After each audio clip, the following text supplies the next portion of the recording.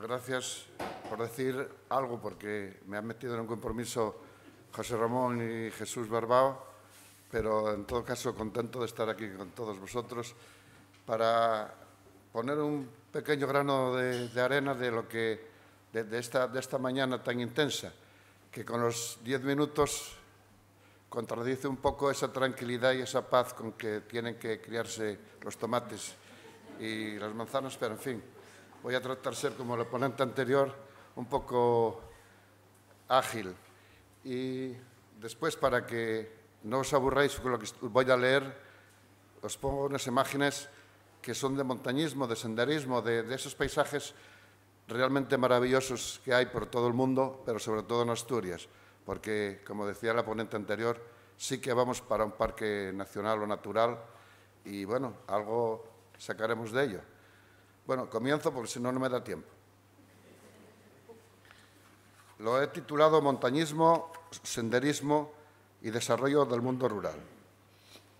Hago un poco de historia del montañismo porque, bueno, todos sabréis más o menos lo que sé yo, pero así lo recordamos. Como preámbulo, empiezo con la relación entre montaña y mundo rural. El montañismo, entendido como subir a las montañas, es algo connatural con la presencia humana ya desde su aparición en la Tierra. Desde tiempos inmemoriales, el hombre se aposentó y se distribuyó por todos los continentes, ocupando y colonizando los lugares más idóneos para su supervivencia. Unos colectivos humanos se aposentaron en los valles, cerca de los cauces fluviales, otros en las laderas y altiplanicies sobre los valles y algunos en alturas superiores según la orografía de cada país. A más de 3.000 metros de altura se han encontrado restos humanos datados de hace más de 5.000 años. Por poner ejemplos bíblicos, ya tenemos a Noé en la cima del monte Arafat, a Moisés en el Sinaí, a Aníbal traspasando los Alpes con su ejército y así muchos más ejemplos reales o legendarios que nos hablan del hombre en la montaña. Muchos son los pueblos que han vivido y viven al pie de los macizos montañosos. Tradicional, por otro lado, el respeto y el temor del montañés a las cumbres de sus montañas. Es la morada de los dioses y, por tanto, inaccesibles al ser humano. También tenemos abundantes ejemplos. El Monte Olimpo en Grecia, el Amada Blanc y Machapuchar en Nepal, que siguen actualmente prohibida su ascensión, lugares prohibidos desde siempre por creencias religiosas, leyendas terroríficas, etc. Los habitantes de estos lugares conocían perfectamente el entorno y el acceso a las montañas, pero nadie se atrevía a poner su pie en la cima. Por otro lado, en el mundo de las ciudades y pueblos del llano, bastante tenían con ir sobreviviendo a las guerras y conflictos entre unos y otros, y nadie pues se acordaba de la existencia de las montañas y sus cumbres. Inicios del montañismo en Europa. Llega el siglo XVIII y con él aparece un fenómeno que se viene gestando desde el Renacimiento. No es más que la superación de una sociedad anclada en las difusas y trasnochadas ideas de varios siglos en la oscuridad medieval. Es la Ilustración, que partiendo de Inglaterra encuentra su lugar principal en la convulsa Francia. La Ilustración aparece como un movimiento filosófico, cultural y social en donde el hombre es el epicentro de toda actividad humana y la madre naturaleza el objetivo a estudiar desde todas las perspectivas. Se suceden los grandes avances en todas las ciencias, especialmente relacionadas con la naturaleza, geología, biología, medicina, etc. Las nuevas tecnologías, la organización social y laboral, el ocio y el tiempo libre entre las clases burguesas son elementos novedosos que cambian el panorama superando el dicho latino de primum manducare postea filosofare. Gentes estudiosos, científicos, aventureros, libres ya de prejuicios y oscurantismos, descubren que las montañas tienen llamativas cumbres, aún vírgenes del pie humano, desde el que se pueden contemplar panoramas inéditos.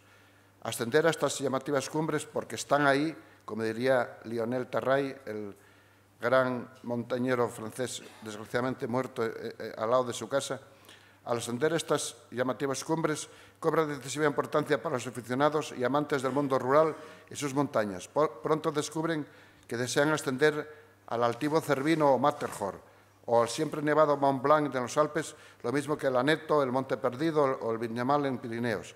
En pocos años de diferencia, estas y otras cumbres son pisadas por primera vez por estos pioneros de la montaña, pero con un añadido en todos los casos.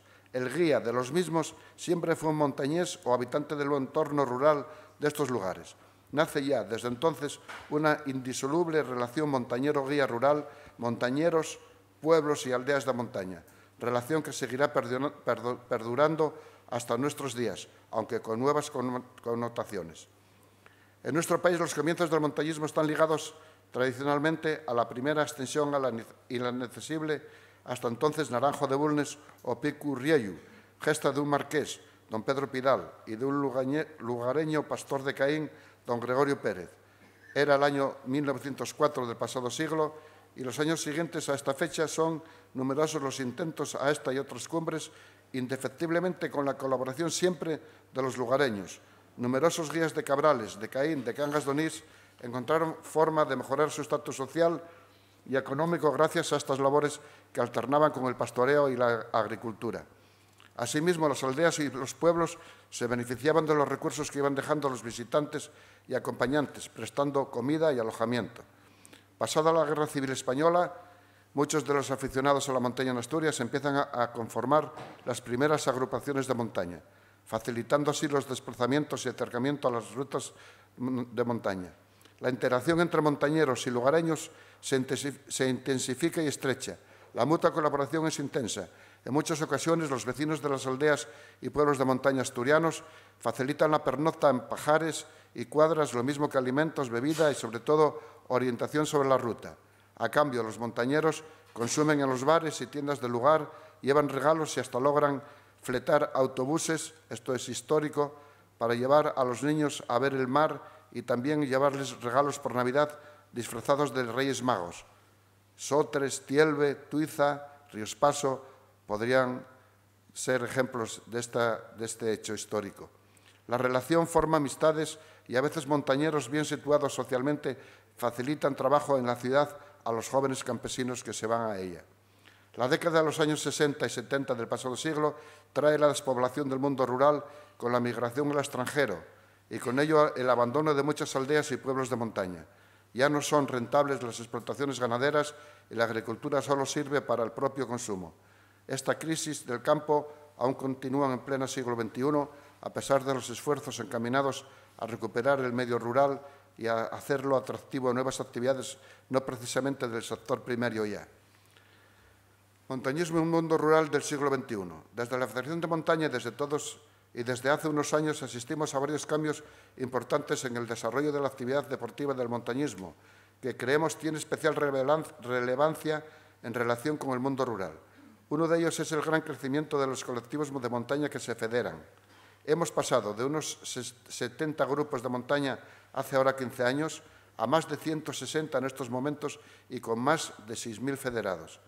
Ello significa que cada fin de semana, incluso por la semana misma, por el gran número de montañeros o senderistas ya jubilados, deambulan por rutas y senderos de Asturias más de 10.000 personas que obligadamente transitan por aldeas y pueblos de nuestra orografía montañosa. A ellos hay que sumar los que pernoctan en las casas rurales. Todos aportan, de una u otra manera, recursos económicos a estos lugares, tiendas, restaurantes, transporte, etcétera, hecho que años antes no se daba. Otro factor novedoso en el deporte de montaña es el boom experimentado entre la juventud con las denominadas carreras por montaña. Desde su aparición hace ahora unos 15 años, son numerosas las que organizan en diversas localidades asturianas, la mayoría en el medio rural y con enorme éxito de participación y afluencia de espectadores. Tal es la importancia de estas pruebas deportivas que algunas, como la Travesera en Cabrales, la Batallona en Somiedo, Mino puede dar fe de ello, que anda por ahí, la Trail de Muniellos y otras, se han convertido en las fechas económica y deportivamente más emblemáticas y deseadas tanto por los ayuntamientos respectivos como por los habitantes del concejo. En cada prueba son miles los seguidores que se presentan y cientos los deportistas que participan entrenándose varios días por el entorno rural de la competición, lógicamente aportando buenos recursos económicos y sociales. El fenómeno del senderismo y el desarrollo rural.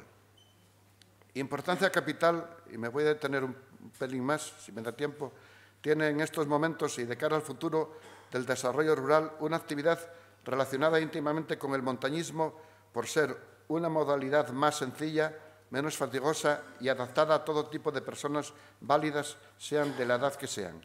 Es la actividad senderista que consiste en recorrer sendas y caminos señalizados y homologados, de forma que nadie corre el peligro de perderse o tener un percance grave.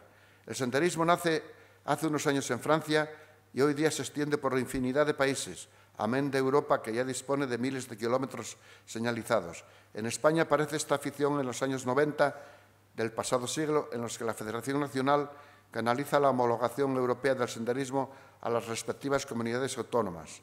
En Asturias es el año de 1998 por el que la Consejería de Cultura del Principado emite el decreto de su regularización y aplicación.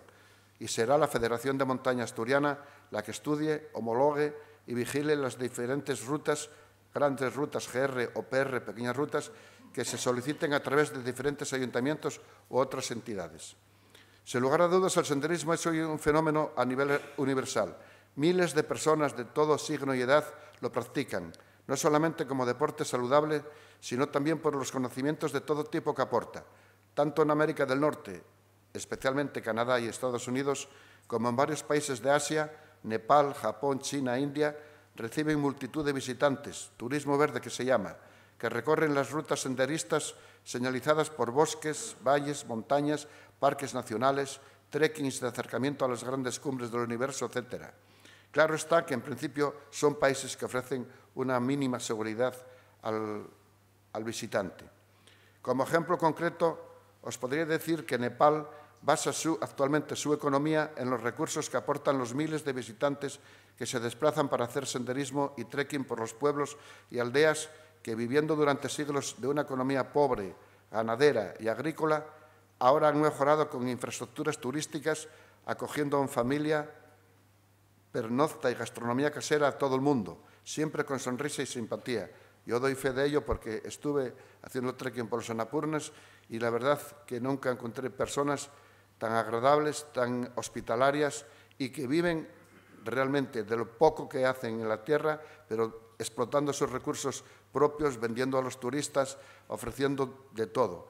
Yo tuve una anécdota que cuento y que me da vergüenza, porque tienen gallinas y gallos, como aquí, y a mí se me apeteció pues, un pollo al ajillo. Y se lo dije al guía y a la hora tenía un pito calella en el plato que no lo podía comer por lo duro que estaba y con toda amabilidad se fueron a matarlo al corral y bueno, fueron experiencias estas de no saber dónde uno está y lo que tiene que hacer. Pero el hecho es este. A la vez venden toda clase de artesanía y productos rurales. Han paralizado de algún modo y a pesar de deficientes infraestructuras el éxodo del campo a la ciudad. Construyen sus propias escuelas y centros de salud y colaboran totalmente en los trabajos comunitarios. En España se diseña el primer camino señalizado en el 75 y desde entonces son miles los kilómetros de rutas senderistas que tenemos en España. Algunas GRs como la Vía La Plata, Camino de Santiago, sendas agropecuarias como las Cañadas Reales, vías romanas, etc. Son siempre rutas que ofrecen no solo deporte, sino fundamentalmente un acervo de conocimientos sobre el medio natural difíciles de superar. Actualmente esta modalidad del montañismo es la actividad que acoge al mayor número de deportistas en cada federación autonómica de España. No en vano, el senderismo recorre los caminos ancestrales entre pueblos y territorios, recuperando para todos desde la historia y la cultura de nuestros antepasados hasta el conocimiento de la etnografía, la flora, la fauna, la gastronomía, las costumbres, el paisaje y paisanaje y un largo bagaje de conocimientos. Se podría hablar largo y tendido no solo sobre la relación evidente entre el montañismo y senderismo con el desarrollo rural de nuestros pueblos y aldeas de montaña, sino también sobre las posibilidades sociales y económicas que suponen, como anteriormente se ha explicado, la presencia de miles de personas en estos lugares. Las expectativas son importantes, solo falta imaginación, ilusión y trabajo para realizarlas, labor que queda para las generaciones jóvenes cuyo porvenir laboral ya no es precisamente la industria como lo fue hasta ahora en Asturias, algo parecido a lo que os explicó el anterior ponente. A ello hay que añadir el papel que juegan nuestras instituciones, las administraciones autonómicas y las locales. Es obvio decir a estas alturas que muchos obstáculos para el desarrollo del mundo rural son la precariedad de las infraestructuras de los pueblos o una inadecuada política agroganadera y forestal. Yo quisiera incidir en un error que en cada paso queda más patente, y es que, por las razones que sean y desde las altas esferas administrativas, se ha tenido siempre poco en cuenta la participación, la colaboración y la decisión de los propios habitantes del mundo rural en los temas que les afectan. Encontramos aún un ecologismo arcaico y radical que judicializa actuaciones del mundo rural encaminadas a la mejora de su hábitat, a políticos de bajo nivel que no conocen en absoluto los problemas del medio rural o que no lo gestionan debidamente. Algo relacionado con lo que dijo el anterior ponente en los despachos de moqueta. El montañismo y el senderismo no son la panacea de ningún desarrollo, pero sí un factor importantísimo a tener en cuenta por la sociedad. Podría poner un ejemplo reciente de ello con lo que ha supuesto para el concejo de Caso la reapertura de un inmueble varios años abandonado. Se trata del refugio parador de Brañagallones, por el que en un año han pasado ya más de 4.000 personas, de las que pernoctaron más de 2.000. Han mejorado ostensiblemente los servicios de la zona, pero a la vez han pasado visitantes de todo el país que han conocido Asturias, que han conocido Redes y otros lugares, aportando recursos económicos importantes para el desarrollo local del medio rural del que hablamos y dando conocimiento de nuestro paraíso natural. Otros ejemplos, ya termino. En Asturias, positivos serían los de Oscos y Taramundi, concejos cuidadosos y esmerados por sus senderos que mantienen en excelentes condiciones. En resumen, los senderos señalizados y el senderismo son integradores, propician la integración social, abren potencialidades a los territorios con sus recursos naturales y culturales y pueden, en definitiva, servir de motor económico a aquellos lugares con el tejido social más debilitado como son nuestros pueblos y aldeas. Debe, lógicamente, articularse y asociarse con otros factores y elementos asimismo dinamizadores. Finalizo reiterando lo de siempre. Sin razonamientos, sin diálogo con los vecinos, sin participación de estos y sin poner los medios adecuados para ir poco a poco solucionando problemas, sin bajar la guardia ante los que quieren los pueblos abandonados para disfrutar ellos solos y sin ilusión y sin trabajo, poco, pienso yo, se puede arreglar. Pido, pues, una mínima dosis de sensatez y de conocimiento a los responsables de generar proyectos reales, prácticos e ilusionantes para el mejor futuro de nuestro mundo rural. Por nuestra parte, la Federación de Montaña, sus federados, los montañeros y quienes quieran sumarse, estarán siempre ahí para arrimar el hombro, como siempre. Ojalá no sea tarde.